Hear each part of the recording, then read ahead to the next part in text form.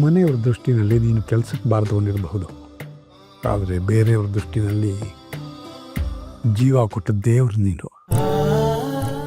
ಅವ್ರ ಕಣ್ಣಲ್ಲಿ ಕಂಡ ಪ್ರೀತಿ, ವಿಶ್ವಾಸ, ನಂಬಿಕೆನ ಯಾವತ್ತೂ ಕಳ್ಕೊಬೇಡ. ಎಷ್ಟೋ ದಿವಸದ ನಂತರ ನೆಮ್ಮದಿಯಾಗಿ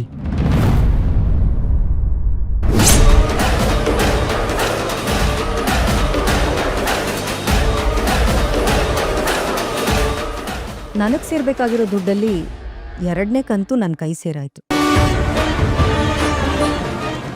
ಈಗ ನೀವಿಬ್ರು ಹೆಗ್ಲ ಮೇಲೋ ತೋಳ್ ಮೇಲೋ ಎಲ್ಲಿ ಬೇಕಾದರೂ ತಲೆ ಇಟ್ಕೊಂಡು ಆಡ್ಬೋದು. ಅದಕ್ಕೇನು ದುಡ್ಡು ಕೊಡಬೇಕಾಗಿಲ್ಲ.